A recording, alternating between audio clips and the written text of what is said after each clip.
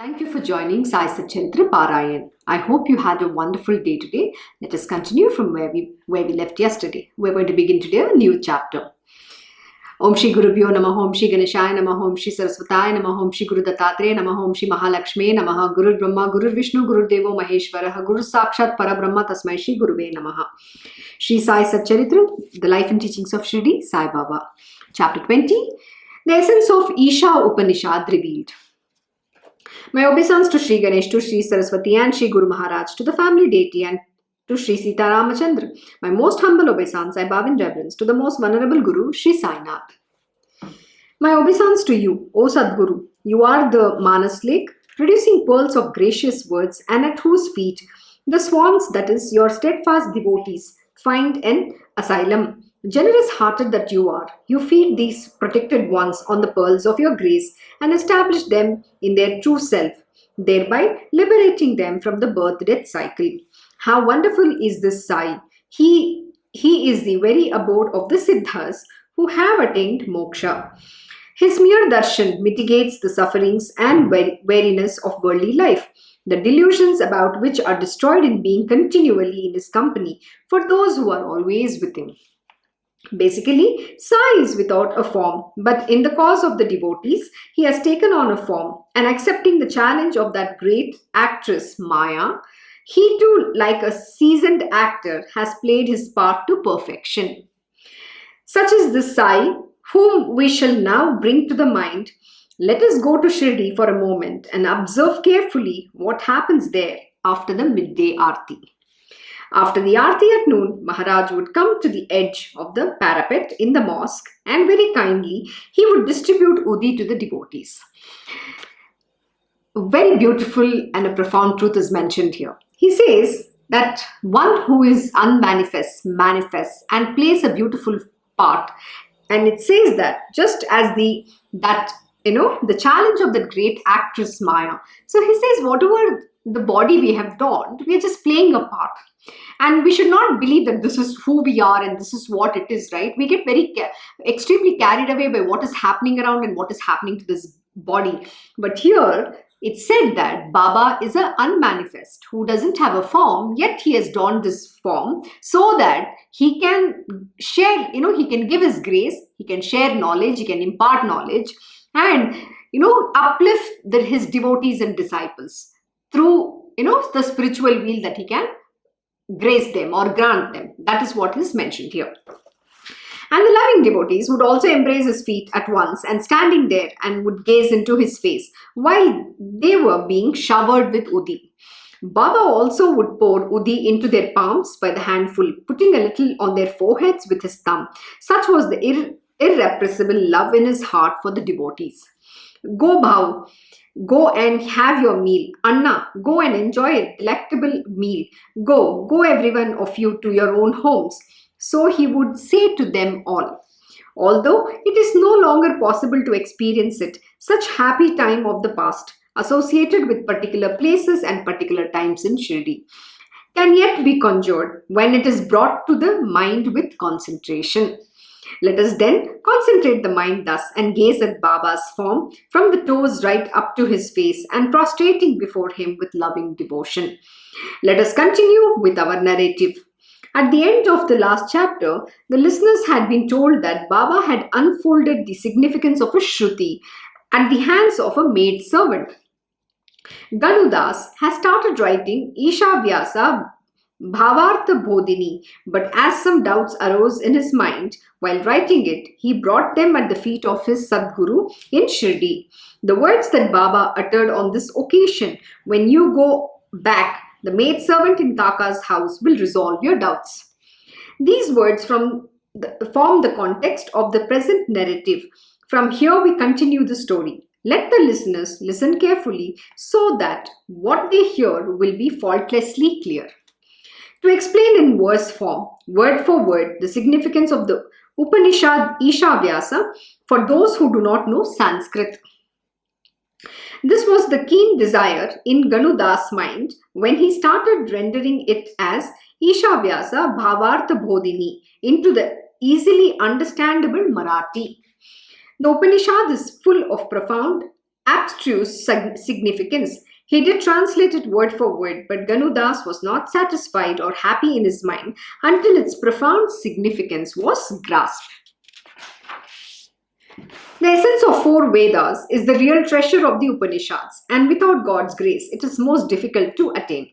If one were to say that I am proficient in learning and with my own efforts, I will try to understand the Upanishads and give an adequate exposition of the same, then such a thing is just not possible. Even to the end of the world, without the Guru's grace, obstacles come in the way and the mysterious essence still remains unfathomed. Every step on the way is riddled with difficulties. Absolutely true. See, only through the Guru's grace can the knowledge open up. That's why we say Guru means he's the remover of the darkness or ignorance and the one who illumines you with light. That is knowledge, without which you cannot understand what is being said or taught. You can read all the great scriptures, even the scripture itself, Sai Baba's Poti, is simple stories, but how profound and in-depth meanings are there. This cannot be understood without the grace of the Guru. That meaning has to open up. Everything has to, appeal to your heart, your innermost being. You should be able to relate and understand to it. And that's when that happens, only with the grace of the Guru, not otherwise. But he who surrenders wholeheartedly to the Guru will face no difficulties in the least, and the profound significance opens up before him on its own. So sweet. See, the most important aspect here is Shraddha and Saburi and surrender. Faith, patience, and you have to surrender wholeheartedly unto the lotus feet of your great master. And if you do not, then how will the knowledge open up? It is only when you surrender will the knowledge open on its own at the God's appointed timing. I keep repeating this, it's not when you or I want it. Only at the divine will, and only at the will of the divine will shall the knowledge be granted to you. It will open on its own. So you don't have to demand or ask or expect it. So just have that faith and patience and surrender unto the lotus feet of the great Guru. Such is the science of self-knowledge, a weapon though it is to destroy the birth-death cycle. Only those who are free from egoism and emancipated from the bondage of worldly life have the authority to give an exposition of it. I can see here it is very beautifully said. Who is authorized to give the exposition of it? Only those who are free from egoism and emancipated from the bondage of worldly life. So such was Baba, who is a great master, like my Krishna Guruji, who doesn't covet anything. He doesn't have any family, there's no friends, nothing. No wealth, no greed, no ego, nothing. He's an avaduta. He's free. He's ever free. But what he does? He does exactly what Baba has done as well. He comes here to put the dharma back on track and to impart knowledge to his disciples and devotees so that he can put them on the path of devotion. That is all he's here. And last 20 plus years, he's been teaching the same thing over and over and over again. You can go listen to his satsangs on Krishna Knows, and right from Uddhav Gita, Bhagavad Gita, Srimad Bhagavatam to Guru Charitra to Sai Baba's Poti is also been, he has taught, he has expounded on them.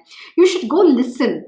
And Narad Bhakti Sutra, you name it, he's taught everything. And in everything, there's only one thing is there: absolute faith, complete surrender, unconditional pure love, exclusive devotion. You need to be, you have to have dispassion, detachment, and discrimination. All this is very important.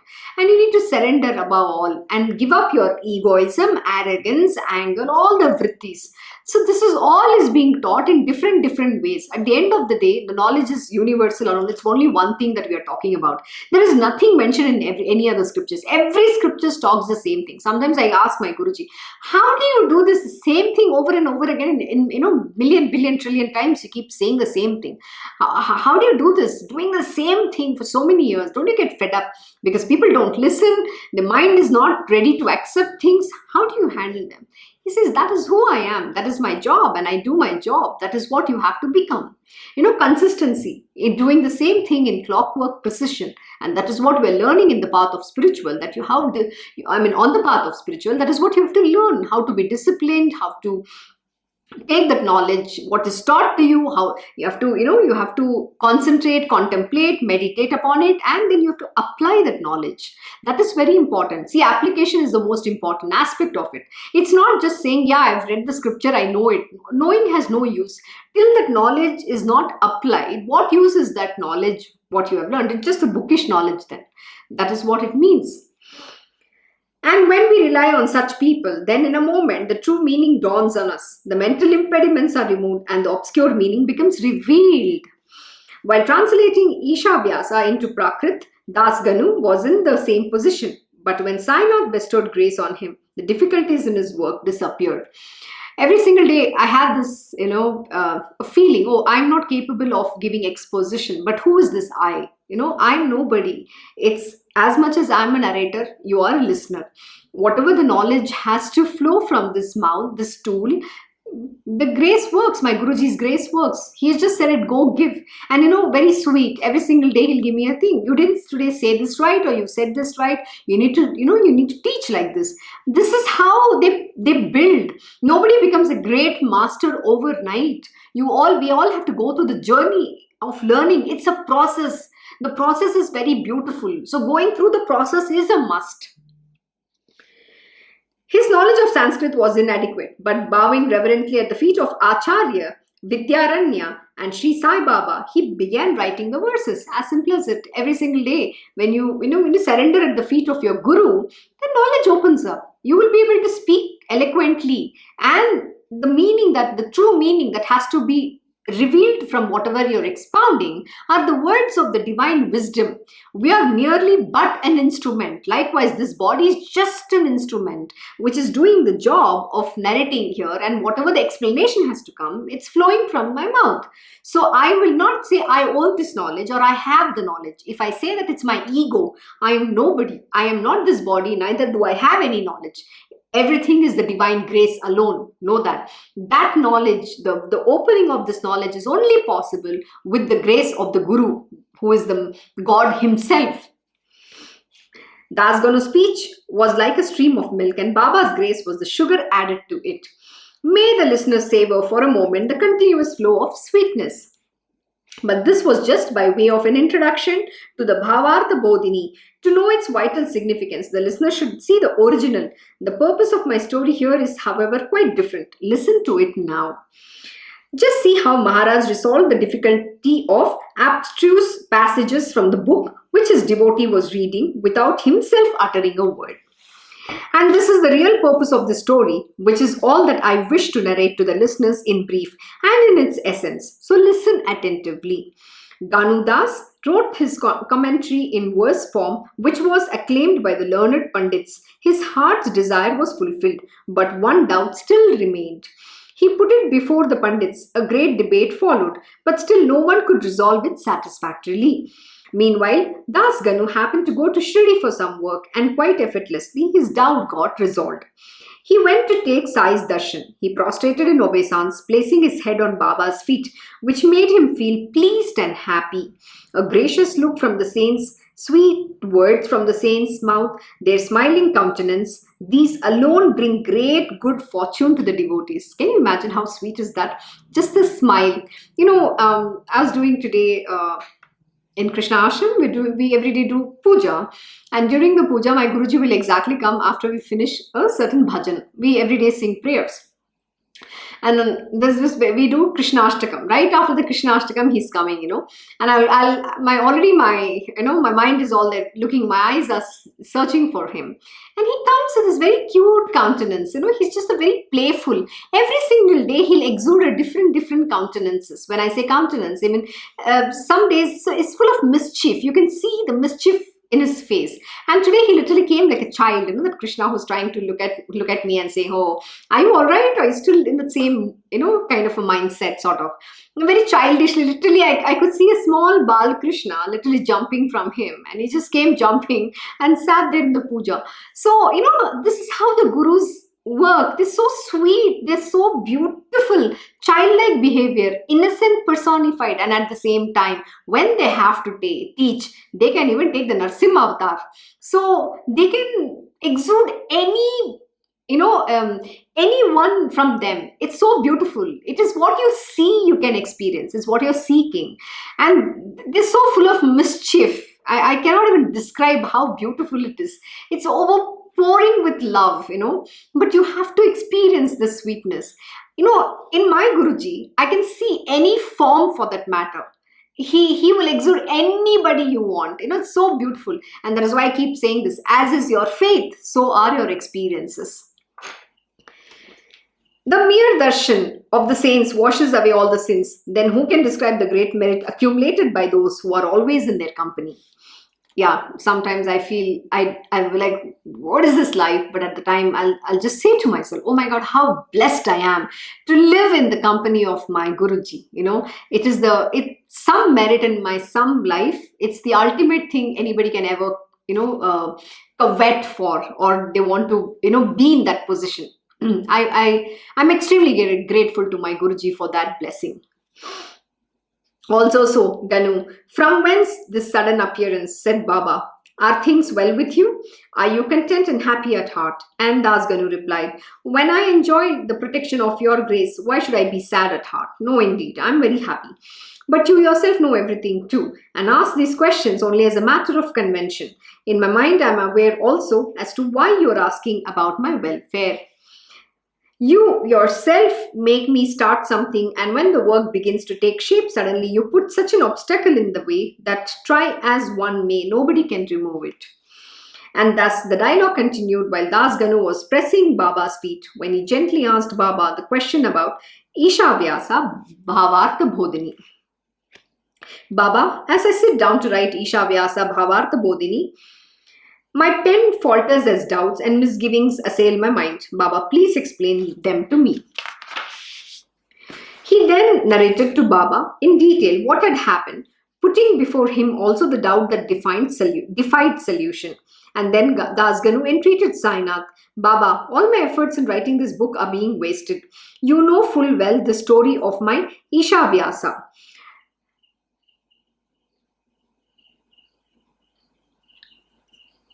Unless this doubt is clear, the deeper significance of the book cannot be grasped.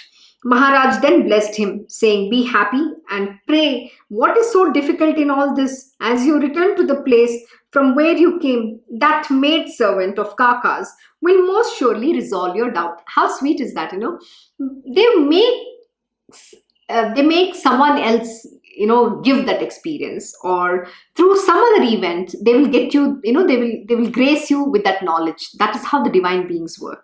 And they also know that what is happening to you, you're missing some part of it, and they'll deliberately ask you the question to check on you. The master's way of working is very, very unique. I keep saying this, it's incomprehensible. You just have to go with the flow. You cannot even fathom what hit you, why it happened, why something is happening. You just don't even know. Every single day is a very big roller coaster ride, and it's a whirlwind journey. Come on, you can't have it easy at all. Kaka here refers to Bahu Sahib Dikshit, who was one of Baba's loving devotees, engaged all the time in serving his guru with his body, speech and mind. The Hari Bahu lived in the suburb called Bile Parle, which is situated at a short distance from the famous Bombay city. His real name as given to him by his parents was Hari, and though people called him Bahu Sahib, Baba had given him altogether a different name. Kaka Mahajani he called Bade Kaka, and Nana Sahib Nimonkar was Old Man Kaka, and Bahu Sahib he named the Lame Kaka, and sometimes also as Bombay Kaka. Father and mother give one name to the child. In the horoscope, it is another. Sometimes a person is also addressed by a nickname. Varied are the customs that prevail. When Maharaj gave such various names to people from time to time, these same names became prevalent, and the devotees too accepted them lovingly and felt honored as if they were titles of special merit. Actually, this is a very beautiful explanation here. When you meet the Guru might initiate you or not. It happens in varied aspects. So that's something you cannot even understand why, how, what. We can't even question that. But if you get initiated and you go through the process, the Guru will give you the new name, You're twice born. When you get initiated, you're called twice born. He gives you a new name, he gives you a new garb, that's a new garment, everything. And you get a new lease of life. And from that day, you're not the body which was born to certain parents. You do not belong there. The day you get initiation, you become Guru Putra or Guru Putri, which means you become the child of the Guru. That is what you become. And then the worldly relationship falls off. But the Guruji will always teach you that you have to do your duty as a body. It is your duty to take care of this body's parents as part of your karma, or also as a duty because they've given this body the birth. You just have to do that much, that's it. But you don't have to be attached to anybody in this world. The only one you need to be attached is your Guruji. That is what it is. And second thing, the Guru also does in a weird manner. Sometimes some people come to him and not necessarily he's going to initiate them, but he might address them or call them by a different name. That becomes your real name, provided you accept it.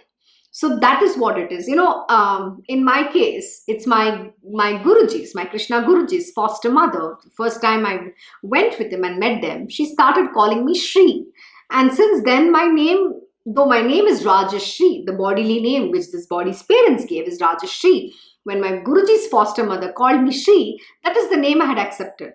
But after almost 11 and a half years, when the day, every year I celebrate a very interesting birthday of mine, the day I was twice born, the day I met my Guruji, and a year later or last year or this year, I don't know, whenever, he gave me a name. My Guruji gave that name finally. And that is the name today I accepted. So that is how it works.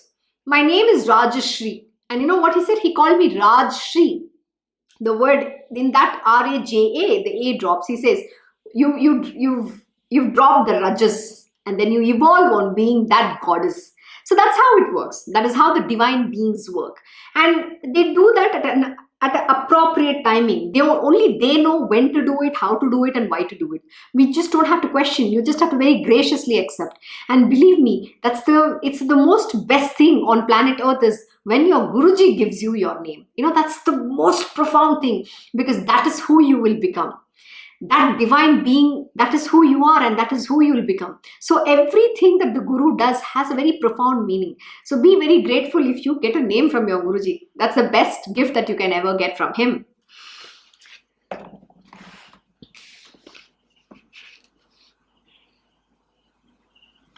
Sorry, give me a moment.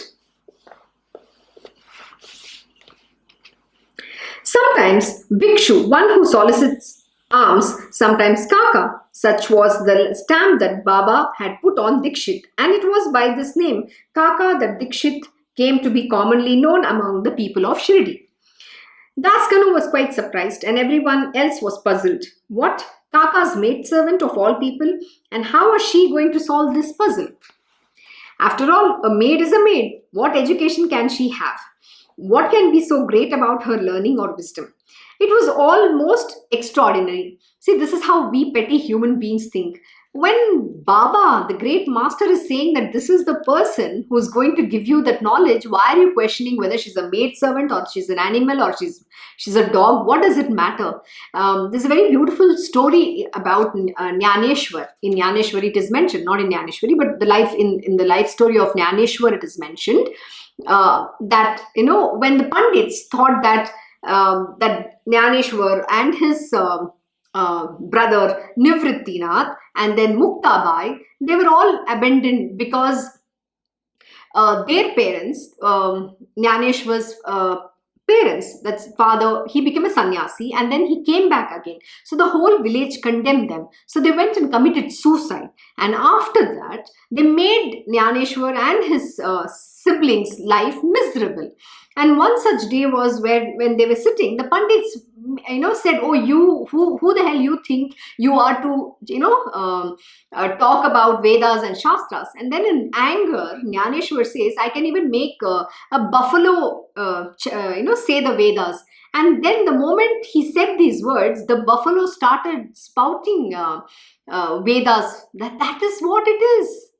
That's the power of divinity. Jnaneshwar Maharaj is none other than Lord Krishna himself, is an avatar of Lord Krishna. That is how it works. So, do not underestimate the power of the divine being. They can make anyone spout the knowledge.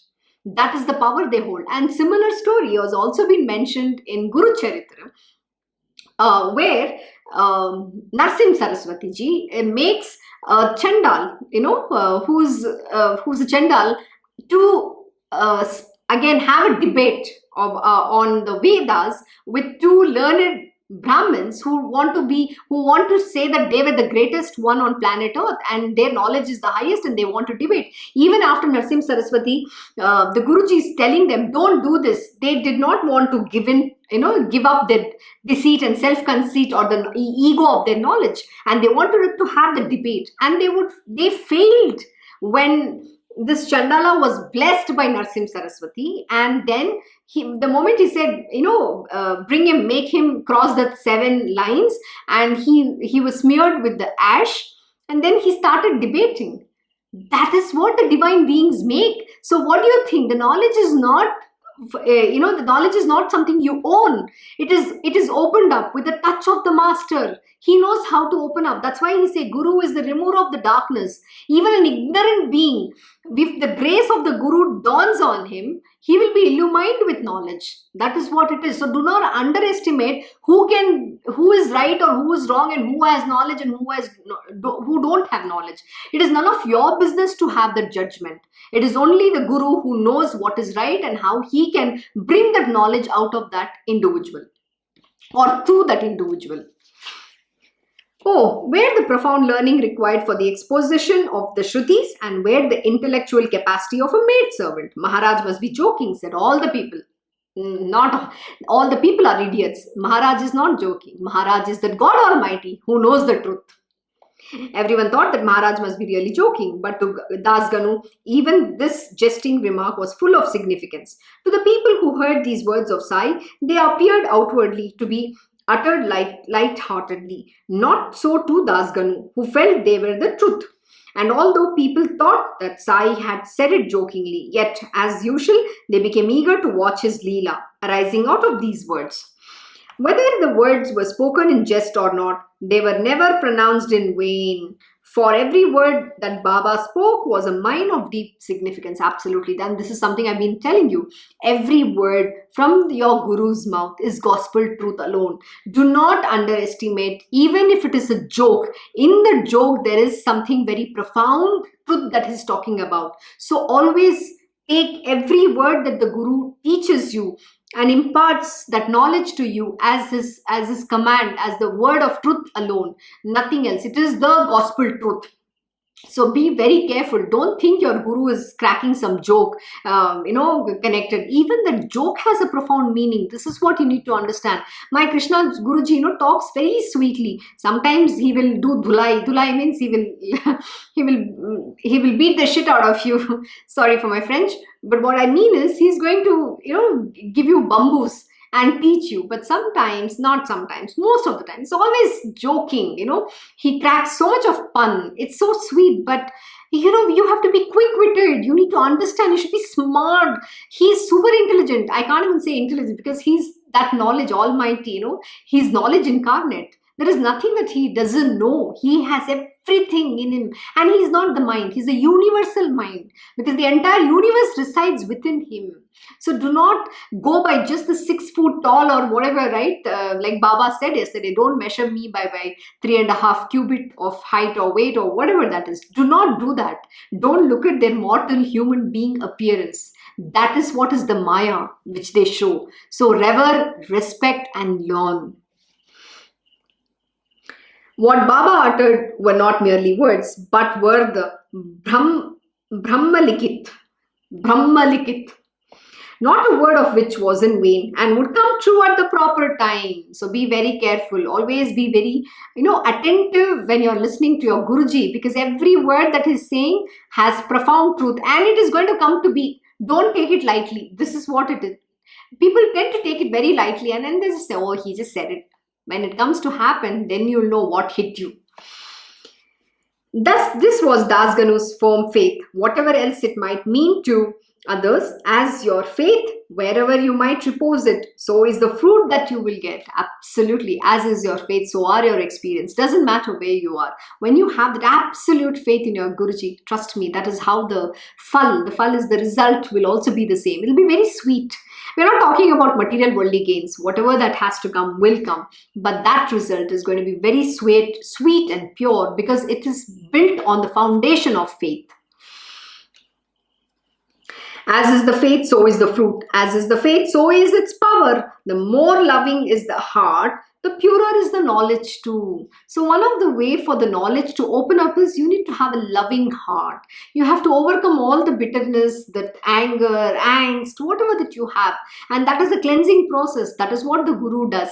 My Guruji will always say, I'm the one who cleans everybody. He puts that acid and washes you clear, thoroughly. But this washing is a process by itself. It keeps happening on a continuous basis, because you come with so many lives of muck, and he has to remove all that covering that you have carried on for so many millions of years. All that he's removing. So how much can you also remove? You have to put your effort, make that effort, and become very loving. Go through that purification. That purification process is extremely important. Most eminent among the jnanis that he was, Sai's words will never be futile, and it was his promise that he would fulfill the wishes of his devotees. Guru's words are never in vain. Listen to the story with all your heart, and the sorrows of worldly life will vanish, and you will be on the spiritual path. Das Ganu returned to Parle and to the house of Kaka Sahib Dikshit with an eagerness to see how Kaka's maid would serve the purpose. Let us now listen to what happens. Next day at dawn, while Das Ganu was still in bed enjoying the sweet early morning snooze, a wonderful thing happened. A small Kunabi girl, a peasant girl of the Kunabi caste, was heard singing in a melodious voice the sweet notes of which smote Das Ganu's heart. On hearing that song with its deep melodious strains and with the beauty of its composition, his heart was captivated as he listened to it with utmost attention. He got up with a start as his attention was caught by the meaning of the song. He kept on listening with concentration, and it brought him great happiness. "Whose child is she?" he asked. "Who is singing so solemnly, so tunefully? But she has indeed solved the great puzzle of Isha-Vasya. And so, this is the maid servant. Let me see her, through whose rustic, unrefined tongue I have realized the significance of the Shruti." As he came out to see, it was really a Kunabi girl who was scrubbing the vessels in Kaka's mori. Mori is that place where you wash your dishes. On inquiring, he found out that there was a servant called Namya at Dikshit's house, and this girl was his sister. So this was that maid servant at Kaka's house, but his doubts were indeed removed by her song. What can the saints not do? Even a he-buffalo was made to recite the Vedas by Jnaneshwar. Absolutely, I already narrated this story. Such was the girl's singing. Das Ganu was fully satisfied, and everyone realized the great significance of what Baba had said, even jestingly. This is how the divine masters work. I hope you understand. Nothing they say goes in vain. Even if they say it for fun, that fun has the profound truth. So don't take them for granted. This is one thing you need to be very careful about. Do not treat the master in a, like he's my chaddi dost, or he's some relative of yours. Please do not. Pay him utmost respect. Revere him. Be very sincere in devotion to him. Every word is gospel truth. So be careful about what you're speaking, how you speak, and please listen to what he's saying, because your mind needs to absorb every word that he says. Don't take him lightly at all. Some say that Das Ganu was performing puja in the worship room in Kaka's house when he heard the song. Be it as it may, the sum and substance of it is only one: to see how Maharaj taught his devotees under various pretexts. Stay where you are and just ask me. Why do you needlessly roam the woods and the wild searching for answers? I will satisfy your desire for knowledge. Have this much faith in me. My presence fills everyone. There is no place where I am not. And for the devotion of my devotees, I appear to them anyhow and anywhere. See, very simple. Baba is all pervading, all knowing. He knows who's going to be in that Kaka Sahib Dikshit's home, that maid servant. So he is going to just use her body to deliver that knowledge. It's not because he wants to do that. Why he does this, we don't understand the profound truth behind it. But what he's saying is he's all pervading. He can even make a buffalo, like what Jnaneshwar Maharaj did. He made a buffalo recite the Vedas. So what about we human beings? And also there's a very profound and significant, a very deep truth behind it, which is he's saying the entire universe rests within me. He's all knowing. This is the truth. He's not different from that maid or maid servant, or he's not different from you and me. He's one alone. And this is what we need to realize. God realization is that, to see God in everything. That is more important. First, you need to experience the God within yourself. Then you will have to see that this entire universe is that Lord Almighty alone. That is what you have to achieve. So that 8-year-old girl, and with a torn rag for the tuck of a sari, was singing all the same of the grandeur of an orange-colored sari in her melodious song. Oh, how splendid was that gold-threaded sari! How exquisite its border, with a marvelous padar. Padar is the pallu. I hope you know what a sari is, and you have those pallu, right, hanging. So that's what it's called, padar. Padar is a word in Marathi. So to it, she was totally engrossed in the description as she sang. She had not enough to eat, nor sufficient to cover herself, yet she was filled with joy at the splendor of the orange sari that somebody else was wearing. Seeing her gay, blithe spirit amidst her abject poverty, Das Ganu was moved by pity and said to Moreshwar Pradhan, "Just look at her barely covered body. Do please give her a sari. God will be pleased and you will have earned you some merit." Compassionate as Moreshwar himself was, Das Ganu's request only urged him on further. He bought a beautiful sari and happily presented it to the child. To her, who was only used to eating dry, coarse grains, it was like a feast of sweet meats. Such was her joy on seeing that sari. The next day she wore that sari and merrily went around and around, wildly gamboling and dancing in a fugadi to express her joy. She was in love with the sari and looked grander than all the other girls by wearing it. By the very next day, she put away the sari in a bundle of special clothes and wrapped the same old torn rag around herself, but without appearing to be dispirited in any way. Though she did not wear the sari and had stored it away, yet to Das Ganu it appeared as though her earlier poverty had disappeared with her new vision. Although she had left the new sari at home and had come wearing a torn one, yet there was no sadness in her heart for the want of a new sari and was no longer there. Wearing torn rags out of helplessness and doing the same when one can afford better, this is called wearing your poverty with dignity. Happiness or sorrow are only a matter of feeling. Oh my God, this is such a profound lesson. It's nothing but equanimity of mind. Whether you have something or you don't have something, you do not have to feel, miserable, happy or sad, or feel, oh, I don't have, and you're full of bitterness, anger, in angst. None of this. This is what this girl literally demonstrated. She was living that lesson, knowingly or unknowingly. She lived that beautiful lesson. For her, yeah, somebody gave her the sari, she experienced the joy, and then she packed and kept it in her bundle away of special clothes, right? She kept it away. But again, she wore her same sari, the torn one, yet she was very happy, as normal as she is. This is what means to be contented. You accept the life that God has given you. What makes you think that God has done injustice to you or something like that? No, you need to be extremely grateful to accept the life that you have been bestowed upon, and not think that I want to live somebody else's life. This is what is called to accept everything that God gives you. He might give you poverty. So to some, He might give you riches. To some, He might give something else. Are we going to compare? No. Just be grateful to what you are, who you are, and what He has given you. You just need to be thankful for your life. And don't compare. Don't think that you can live somebody else's life. One very important lesson here is only you alone can live your life. Nobody else can live this life of yours. So be grateful to whatever that you have.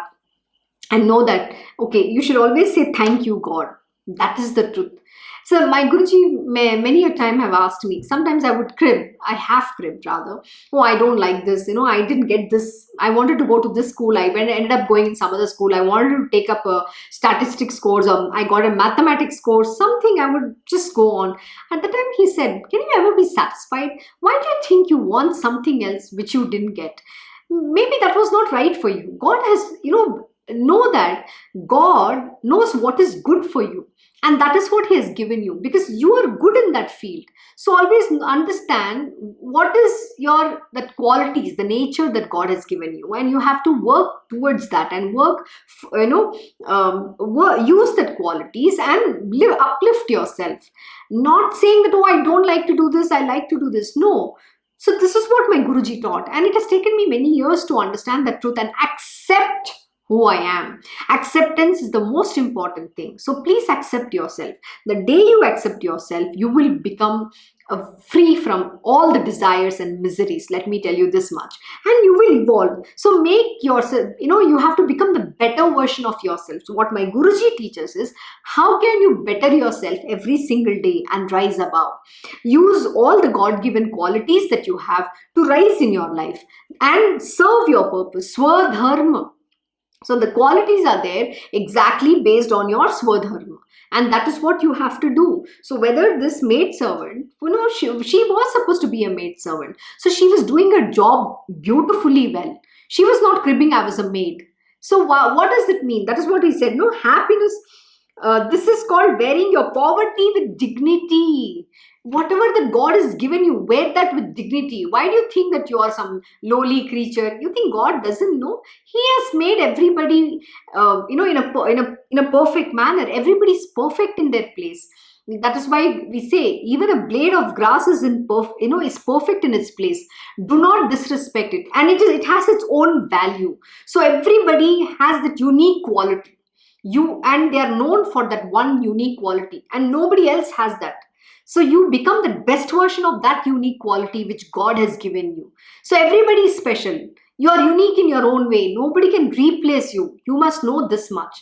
That is what the teaching is here. And then you don't have to have the pairs of opposite. Then you will be in the samabhav. Equanimity of mind is what you will achieve. And then you're not, you're not doing yo-yo. You're neither this or not that. You will be very happy. You will be very focused in what you have to do. And that is how you will be able to excel in that particular swadharma of yours, or whatever job that you have to do. This was Das Ganu's puzzle, which, when solved in this way, led to the answer to his doubts in Isha-Vasya, and its significance became clear. When this entire creation is overspread with the presence of God, then who can think of a place without Him? That is perfect. This is perfect. Perfect comes from perfect. Take perfect from perfect. The remainder is perfect. Oh my God. This is a very, very profound way of saying everything is perfect. What makes you think that this universe is imperfect? My Guruji will ask me always. I'll say, oh God, this world is such a chaotic place. People are so mean, all that blah, blah, blah, And my Guruji will say, oh, you think what, God is an idiot? You think this world is imperfect? What makes you think? The world is perfect. Why are you saying this world is not perfect? Whose yardstick is it? It is my yardstick. No, the world is very beautiful. The world is a perfect place, but you need to have a different vision to see that, how it is beautiful and why it is perfect. Everything is perfect. It is nothing but a play. It's a play of the divine. It's a leela. So you just have to enjoy the sport. Be that sport, You're actually enjoying the beautiful creation of this of the Lord Almighty. This universe itself is unreal, but yet you feel it's so real, but you have to admire and enjoy that. So just enjoy and go through that journey. It's a beautiful play. Think that your life is a game and live like you're playing a game. That's all you have to think. Don't make it so serious that every single day becomes a dreadful existence. Don't do that. Life is beautiful. Make this life worth living. for you and for everybody else, through love and goodness alone. So this world is perfect. That's what he said. That is perfect. This is perfect. Perfect comes from perfect. Take perfect from perfect and the remainder is perfect. So everything is perfect. God is perfect. This entire universe is God himself. So what is not perfect? So it is my Guruji will always say, it's the eyes that you see with. So it is a problem with the person's vision, not the God's creation, So, change your vision and see the world with the eyes of the Lord, with a vision, the way the God has created this world, and you'll see a very beautiful place. That's why we say, the choice of making heaven on earth is in your hands. So the heaven and hell, both is in your hands alone. And the heaven or the hell is in your mind. So the goodness and love will make you see heaven. The anger, desires, all the other vrittis will make you see hell. So there is no heaven outside of your mind, okay? So please know that if you want to see heaven, you have to make that effort to think beautiful, to see goodness, to see love. Don't see all other things. So it is only in your mind, the heaven and the hell. So rise above and make this world a beautiful place, so that actually a much publicized media. Sorry about it. Of a topic. There aren't any. Sorry about that. Can you just hold on? There's some technical glitch. Close it up. Sorry for that.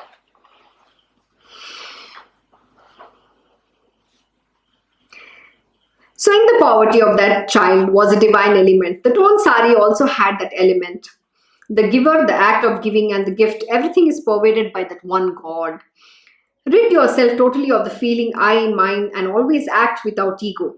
Enjoy what he gives you in a spirit of renunciation or dedication. Do not covet anybody's wealth or possessions. Such were Baba's powerful utterances, the truth of which was experienced by many. Without leaving Shirdi all his life, he yet appeared to his devotees anywhere and everywhere, amidst crowds or in secluded woods and jungles. He appeared at will to some at Machindragad, to others at any other of the cities, Kolhapur, Solapur or Rameshwar. To some he appeared in his usual familiar person, to others he gave darshan in the day or at night, waking or in a dream, thus satisfying their desire. Innumerable are such experiences. Oh, how many can one describe? Though Baba resided in Shirdi, he travelled anywhere without anybody's knowledge. It simply goes to say he is omnipresent, omnipotent and omniscient. He can be anywhere, in any form, in any capacity. He can become, he's in microcosm, macrocosm, you name it. So you cannot understand or fathom how he imparts knowledge, what he gives you, how he comes and grants you vision. You just even cannot fathom it. He can take anybody's form and appear. All you need to have is the grace to see when God appears. That is what you need to ask for. Now just consider this. Who was this girl and related to whom? She was but a poor servant girl, and the song about the orange sari came so naturally from her lips. That a doubt should be put before Baba, and that this maid should resolve it, and that she too should be present at Kaka's place. Is this whole arrangement not a work of Maya? First of all, how did Baba know that this maid would be there? And how is it that at a future date she would be singing a song to explain the significance of the Shruti? But that it happened so is certain. Dasganu was surprised, but his doubt was resolved and the meaning of Isha-Vasya became clear to him. In their minds, the listeners might wonder, why all these plans and arrangements? Why did Baba not resolve the doubt himself there and then? Could he not have done it there itself? But then the great significance of that incident would not have been understood. How God dwelt even in that poor little maidservant was what Baba demonstrated. To describe the nature of the self accurately is the ultimate goal of all the Upanishads. This is the essence of the discipline for moksha, and this is the exposition too of the real significance of Bhagavad Gita. Living beings may differ from each other, but their Atman is one. This self is the non-doer of action and non-enjoyer. It cannot be impure, is beyond sin or merit, and is free from the observance of duty or karma. Absolutely true. This is the truth you need to understand. The self is not the doer. There is no merit or no sin. There is no karma. There is no duty attached to the self. And it is eternal. It is always there. It's pure. That is what you need to learn. That is why the way Baba demonstrated this truth was, telling that I reside even in this poor maid servant. Because people think, very lowly of all such people. No, God resides in everybody. This entire creation emanates from the divine master, divine being alone, Almighty Lord. So who do you think to judge? Oh, somebody is poor, somebody is rich? No, nothing. And that is why he says, the self is non-doer of action and a non-enjoyer. It cannot be impure. It is absolute purity, beyond sin or merit, and is free from the observance of duty or karma. As long as there is a feeling of separateness that I am a high caste Brahmin, others belong to castes lower than mine, so long is it necessary to perform karma. Please know this. When you see the difference between I am the greatest, somebody is lowly, then you will have to be on the path of karma, and then you will be committing karma. So don't ever think that. Understand, you're only a tool serving the purpose of the Lord. You are born so that you can, as a human birth, so that you can attain your spiritual will. You have to only focus on that and do your duties absolutely to the T, without being attached to the end result. That is all it is required. And then you will be on the path of spiritual, and you will attain the spiritual will with the grace of the divine alone. That I am formless, omnipresent, the one and only, as none other than me exist, and that I pervade all. This is the true knowledge of the self. This Jivatma, who is one with Brahman, has moved away from it, that he should again become one with it, as before, is the definite goal. Absolutely. So when you take a body, when you are born as this human being, you think you are separate from that Brahman. So the only goal is to realize that you are that Almighty Lord. You are that Parabrahman yourself. So you have to first overcome. How do you overcome? By going through the spiritual sadhana. How do you go through the spiritual sadhana? You have to learn under your Guruji. That is what it means. So we have to be on the path of spiritual. The human birth is only for God realization and not for getting attached to your material worldly sensual pleasures that you get attracted to and get lost into it. Not for that. So please know this. So long as the maid does not, this is the dictum of all Shruti, Smriti and Vedanta. This is the ultimate objective, that which has moved away should become one with the Brahman. So long as the mind does not reach the state when it recognizes the God dwells in the hearts of all beings alike, so long as Shri Krishna, Rishikesh, the spirit of all the creatures, cannot light the torch of true knowledge. When the mind is purified by observing the rites and rituals prescribed by the Shastras, then gradually the knowledge of non-duality will come, and Siddha, or perfect absolute knowledge, which negates sorrow, suffering, temptation, etc., will reveal itself. God Almighty, whose presence fills all the three worlds and all the living and non-living things in them, he who is himself unchanging and non-doer, pure and the greatest among all, he is the formless eternal truth. I myself am the God Almighty who fills this entire creation of forms and names inside and outside. It is me and me alone, and without any special attributes, who pervades everything. That which is in reality without a form appears to have a form because of Maya. This worldly life exists only for him who is filled with desires. To one who is detached and free from desires, it is empty and futile. I hope you understood and you got your answer. If you have desires, then yes, you're getting attached to this material worldly existence. But when you are free from all the desires, then you know that the material world is futile. What are you running after? What do you want to achieve? Everything is Maya alone. So there's nothing remaining for you to achieve anything. You know the only achievement you need to have is God realization. Then you will only focus on that. Then you're not going to get carried away with your goals, aspirations, desires, dreams. We see all these big words, Nothing matters to you after that. Hence, one should have this one conviction beyond any doubt, that this creation made up of 5 elements, that of the living and non-living creatures, is insignificant, while God alone is one without a second. Even if this discriminating knowledge about the world is not acceptable to the mind, at least give up the greedy pursuit of wealth and gold. Kamini Kanchan, women in gold, please give up that. Ramakrishna Paramahamsaji, throughout his entire teachings in the scripture, Sri Ramakrishna, the Gospel of Sri Ramakrishna has only taught this: give up Kamini Kanchan, women in gold, stay away. And even if this is not possible, then know that you are capable only of doing karma and continue to doing it to the end of your life, even if it means 100 years. And that karma also has to be appropriate to your varna shrama and as prescribed by the Shastras, like Agnihotra with all its proper rites and rituals, till the mind becomes unblemished and pure. So, see, there are different paths to attain spirituality. So, he's saying if you cannot give up greed, kamini, and kanchan, then follow the path of karma, which is varnashrama dharma. And on that path, you have to do everything which is prescribed as per the Shrutis, and till your mind becomes pure and unblemished, and you have to continue. Even if it means for 100 years, you have to keep doing the same thing. You have to do your duties. There is no way, there are no other way, There's no way out of this. This is the only way. And please embed this in your heart, in your mind, and know what you are supposed to do. The choice of what you want to be, who you want to be, everything rests in your hand alone. Nobody is going to take that choice for you. This is the one way of self-purification, that is karma yoga. The other is to renounce the worldly life, jnana yoga. If neither of these ways is followed, all that remains is to be done is to go through pleasure and pain in life as ordained by fate. Then you have to just follow the path of destiny. Your destiny is anyway going to take you where you have to reach.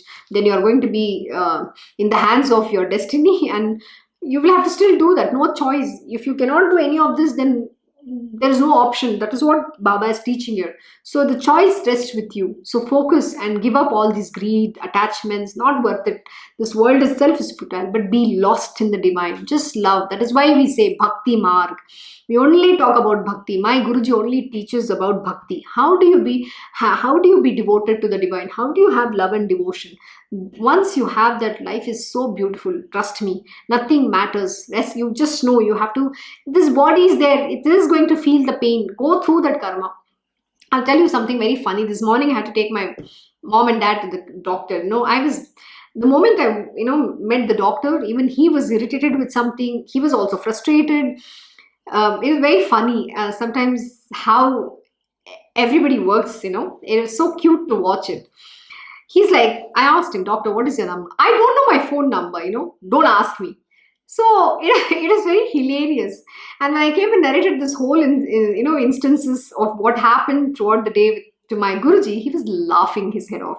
He said, you should just watch and enjoy the fun. Yeah, but for me at that moment in time, I was getting irritated. So why do you get irritated? Just know everything is unreal. You have to just see God in everything and just experience the sweetness. Nothing should disturb you. This is what it is. So you have to do the karma as part of this body. There is no escapism from it. This is what it's teaching. You just have to do the karma, but be devoted to the divine. Don't get attached to it. Don't get irritated. Why should you get irritated? You just have to go through. It's like a sleepwalk, You're not knowing you're walking, but you're just walking. When you're lost in the divine and you just walk, you'll just sleepwalk it. That is all you have to do. So enjoy the journey. Sadguru, who knows the spiritual... Sorry, I missed you. God Almighty, whose presence fills all the three worlds and all the living and non-living things in them, He who is Himself unchanging and non-doer, pure and the greatest among all, He is formless and eternal truth. I myself, yes, we finished this. Yeah. Sadguru, who knows the spiritual authority of each, will not give the highest knowledge of the self and the knowledge of the Upanishads to all. For unless the principle of non-differentiation is fully imbibed in the mind, the messages of the Upanishad remains only so many words. And yet, such literal verbal knowledge also has to be acquired because the seekers of knowledge ask for it first. Hence, Baba sent him back saying that the maid servant will explain. If Baba were to explain it himself, then all that happened would not have taken place. And the lesson that he alone is and nothing else exists would not have come home to him. Who else is Kaka's maid servant but me? Did you get this? God is everything. That is what we need to understand. This entire universe is the creation of the divine. Everything is Him alone. Are you able to see God in everybody? This is the ultimate thing that you need to achieve, and this is not so easy, let me tell you. For that, you have to learn, keep doing, meditating upon the knowledge and then following whatever your Guru ordains you to do. This is extremely important lesson. If Baba, yeah, we finished this. Who else is Kaka's maid servant but me? That I am her is the sign that Baba gave and explained the significance of Isha-Vasya through actual personal experience. In the absence of even the smallest degree of divine grace and the special favor of the Sadguru, it is the instruction of a Siddha that is necessary for a man to get to self-knowledge. Listen carefully only to those Shastra which will speak of self-knowledge and speak only of the fact that I pervade everything. There is nothing anywhere except me. Thus, when the true nature of the self is explained, only he who concentrates and meditates on the oneness between me and the self will propitiate the Atman. Thus, when all discussion and concentration is upon the Atman, when such unswerving and constant union with the self is achieved, then God is near at hand. As for the stories in the following chapter, the story of Vinayak Thakur, etc. will be narrated. May the listeners listen to them with respect so that they will be attracted to spiritual subjects. These stories are also as sweet, and listening to them will satisfy the longing of the listeners for the darshan of the great and the saintly. The fond wish of the devotees will also be satisfied. As darkness is dispelled when the sun rises, so will this next nectar-sweet story dispel Maya. Inconceivable are the Leelas of Sai. Who but himself can describe them adequately? I am but his instrument. It is he who will make me speak. Wheel to Hall. Here ends the 20th chapter of Shri Sai Satcharita called Isha-Vasya Bhavartha Bodhanam, as inspired by the saints and the virtuous and composed by his devotee Hemad Pant. I hope you learnt a very profound lesson today to be able to see God in everything. I wish you all the very good weekend. I hope you had a very good day today and looking forward to a great weekend. Thank you all for joining once again the Sai Satcharita Parayan. I will see you on Monday, same time, 7 p.m. Thank you. Om Shri Mahaganapate Namaha. Om Shri Gurudev Datta. Om Shri Satchidananda Sadguru Sainath Maharaj Ki Jai. Om Namo Bhagavate Vasudevaya. Digambara Shripad Vallabha Digambara. Om Shri Krishna Gurunath Natha Shri Guruve Namaha. Om Devi Durgaya Namaha. Om Shri Krishna Arpanam Namastu. Krishnam Vande Jagat Guru.